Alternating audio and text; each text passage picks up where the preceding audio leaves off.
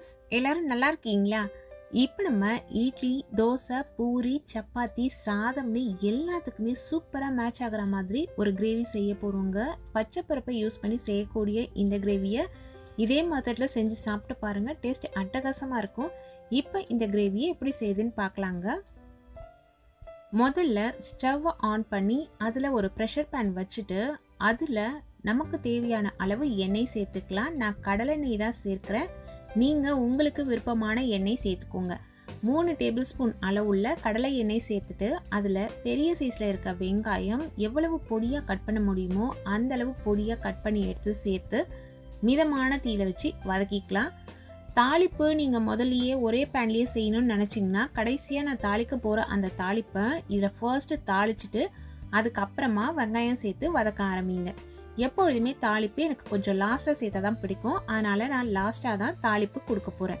இந்த வெங்காயம் இந்த அளவு வதங்கின பிறகு 1 டேபிள் ஸ்பூன் அளவுள்ள இஞ்சி பூண்டு பேஸ்ட்டு இதில் சேர்த்து நல்ல லோ ஃப்ளேமில் வச்சு வதக்கிக்கலாம். இஞ்சி பூண்டு பேஸ்ட்டு சேர்த்த உடனேயே தீயை ஃபுல்லாகவே குறைச்சி வச்சிடணும். அப்போ தான் கருகாமல் இருக்கும். இஞ்சி பூண்டு சம அளவில் சேர்த்து அரைச்சி வச்ச பேஸ்ட்டு தான் இது.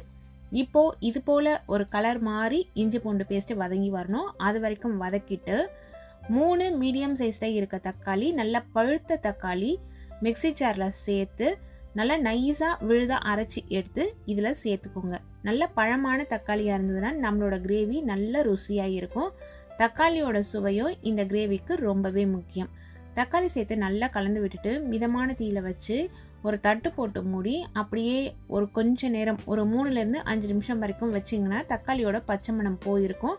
நடுவில் ஒரு முறை நீங்கள் திறந்து பார்த்து கலந்து கூட விட்டுக்கலாம். நான் ப்ரெஷர் குக்கரோட மூடியே கேஸ்கட் போடாமல் மூடி வச்சுருந்தேன். நீங்கள் நம்ம ப்ரெஷர் குக் பண்ணிட்டோன்னு நினைக்க வேணாம். இந்தளவு வதங்கின பிறகு இதில் 1 டேபிள் ஸ்பூன் அளவுள்ள தனி மிளகாய் தூள் சேர்த்துருக்கேன். தனியாத்தூள் 1 டேபிள் ஸ்பூன் அளவு சேர்த்துக்கலாம். காரம் உங்களுக்கு ஏற்ற மாதிரி பார்த்துக்கோங்க. இது ஒரு மிதமான காரம் இருக்கும். டேபிள் ஸ்பூன் அளவில் மிளகாய்த்தூள் சேர்த்து டீஸ்பூன் அளவில் காஷ்மீரி மிளகாய்த்தூள் சேர்த்துருக்கேன். தேவையான அளவு உப்பு 1/2 டேபிள் ஸ்பூன் அளவு சேர்த்துருக்கேன். உப்பு தேவைப்பட்டதுன்னா பிறகு நம்ம சேர்த்துக்கலாம். கல்லுப்பு சேர்த்துருக்கேன்.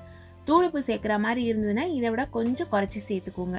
இது எல்லாத்தையும் சேர்த்துட்டு லைட்டாக நம்ம கலந்து விட்டால் அதனோட பச்சை மணம் மாறும். இந்த சமயத்தில் தான் நம்ம ஊற வச்ச பச்சை பருப்பு சேர்க்க போகிறோம். 1/4 கிலோ அளவுள்ள பச்சை பருப்பு நான் ஒரு நைட்டு ஃபுல்லாக ஊற வச்சுட்டு நல்லா வாஷ் பண்ணி வடிகட்டி எடுத்து சேர்த்துருக்கேன். 1/4 கிலோ அளவுள்ள பச்சை பருப்பு சேர்த்து செய்கிற கிரேவிக்கு உண்டான அளவு தான் நான் சொல்லியிருக்கேன். நீங்கள் இதை விட கூடுதலாக செய்கிறீங்கன்னா அதுக்கேற்ற மாதிரி அளவுகளை கொஞ்சம் மாற்றி சேர்த்துக்கோங்க. குறைச்சி செய்கிறீங்கன்னா அதுக்கேற்ற மாதிரி குறைச்சிக்கோங்க. காரம் உங்களோட டேஸ்ட்டுக்கு தகுந்த மாதிரி பார்த்துக்கோங்க. மற்றதெல்லாம் எது நம்ம முதல்ல சேர்த்து வதக்குறோமோ அதே போல தான் அடுத்தடுத்து சேர்த்து வதக்கணும்.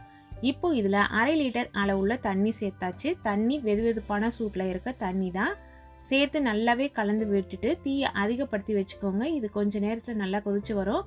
மஞ்சள் தூள் 1/4 டேபிள் ஸ்பூன் அளவு சேர்க்கணும். அது முதலே சேர்த்துருக்கணும். அப்போ நம்ம மறந்துட்டா பரவாயில்ல, நம்ம வேக வைக்கிறதுக்கு முன்னாடியே சேர்த்துருங்க.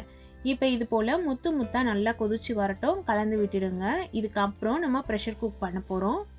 குறைஞ்சபட்சம் பாசிப்பருப்பு 8 மணி நேரத்துலேருந்து 10 மணி நேரம் வரைக்கும் ஊறி இருந்துச்சுன்னா சீக்கிரமாகவே வெந்துடும்.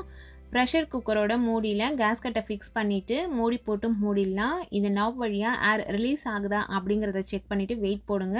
இது நல்லா ஊறின பாசிப்பருப்பு, புது பாசிப்பருப்பும் கூட, அதனால் சீக்கிரமாகவே வெந்துடும். நான் ஒரே ஒரு விசில் தான் கொடுத்தேன். ஒரு விசில் கொடுத்துட்டு ஆஃப் பண்ணிட்டேன். தீ பார்த்திங்கன்னா மிதமான தீயில வச்சு தான் விசில் கொடுத்தேன். ப்ரெஷர் எல்லாம் போயிடுச்சா அப்படின்றத செக் பண்ணிவிடுங்க. செக் பண்ணிவிட்டு முதல்ல வெயிட்டை எடுத்துகிட்டு அதுக்கப்புறம் ப்ரெஷர் குக்கரோட மூடியை ஓப்பன் பண்ணி பாருங்கள். பருப்பு கண்டிப்பாக வெந்திருக்கும். நீங்கள் வாங்குறது பழைய பருப்பாக இருந்துச்சுன்னா வேகிறதுக்கு டைம் எடுக்கும். அப்படி இல்லைன்னா சரியாக ஊறலைனாலும் வேகிறதுக்கு டைம் எடுக்கும். இப்போ கரண்டி வச்சு நீங்கள் மசிச்சு விட்டாலே தெரியும். அப்படியே நல்லா உங்களுக்கு பருப்பு மசிஞ்சு வந்துடும். இது போல் ஒரு கன்சிஸ்டன்சியில் நம்ம வேக வச்சு வச்சுக்கணும். இது எல்லாத்தையும் நல்லா கலந்து விட்டுட்டு ஸ்டவ்வை திரும்பவும் சுவிட்ச் ஆன் பண்ணிக்கோங்க. பாசிப்பருப்பு புதுசாக பழசா அப்படிங்கிறத எப்படி செக் பண்ணலாம் அப்படின்னு பார்த்தீங்கன்னா, பாசிப்பருப்பு நம்ம சேர்க்கும் பொழுது நல்ல பச்சை நிறமாக இருந்துச்சு. இது போல் பச்சை நிறமாக இருந்துச்சுன்னா புது பருப்பு. இது கொஞ்சம் கலர் மாறி பழுப்பு நிறமாக இருந்துச்சுன்னா கொஞ்சம் பழைய பருப்பு. அதை வச்சு நீங்கள் பார்த்துக்கோங்க. இது ஒரு 1/4 மூடி அளவு பெரிய சைஸ் தேங்காயில் 1/4 மூடி அளவு தேங்காவை துருவி மிக்ஸி ஜாரில் சேர்த்துட்டு நல்லா மைய ஒரு விழுதாக அரைச்சி சேர்த்தேன். தேங்காய் விழுது தான்.